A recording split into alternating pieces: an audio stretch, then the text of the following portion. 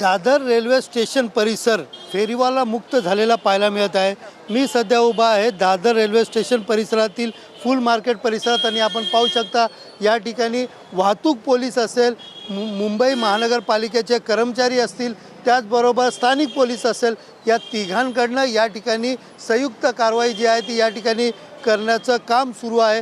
गेले काही दिवसापूर्वी म्हणजे अनेक वर्षापासून दादर स्टेशन परिसरात मोठ्या प्रमाणात फेरीवाले बसत असल्याने या ठिकाणी पादचारी असतील, रेल्वे प्रवासी असतील आणि वाहनं जाण्याला मोठा अडथळा या ठिकाणी निर्माण होत होता। मात्र फेब्रुवारी महिन्याच्या पहिल्या आठवड्यापासून तिन्ही संयुक्त कारवाया पोलीस दल असेल, महानगरपालिका असेल आणि ट्रॅफिकवाले या तिघांकडनं संयुक्त कारवाई या ठिकाणी करण्यात आले। हजारो काटे या ठिकाणी जप्त करण्यात आले, हजारो या ठिकाणी फेरीवाल्यांवरती देखील या ठिकाणी दंडात्मक कारवाई देखील करण्यात आली।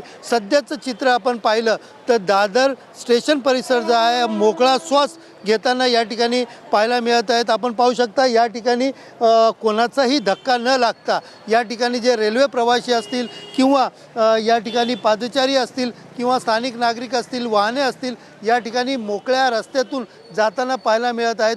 या आधीचं आपण चित्र पाहिलं तर या ठिकाणहून जाता येताना मोठ्या प्रमाणात या ठिकाणी तारेवरची कसरत पादचारी रेल्वे प्रवाशांना करावी लागत होती। मात्र सध्या तरी पाहिलं तर पोलीस, त्याचबरोबर वाहतूक पोलीस आणि त्याचबरोबर पालिका कर्मचाऱ्याकडनं या ठिकाणी फेरीवाल्यांवरती मोठी कारवाई सुरू केल्याने आता दादर पूर्व पश्चिम परिसरातील मोठ्या प्रमाणात जे रस्ते आहेत त्यांनी मोकळा श्वास या ठिकाणी घेतलेला पाहायला मिळत आहे। कॅमेरा पर्सन नागनाथसह सुनील जाधव, TV9 मराठी, मुंबई।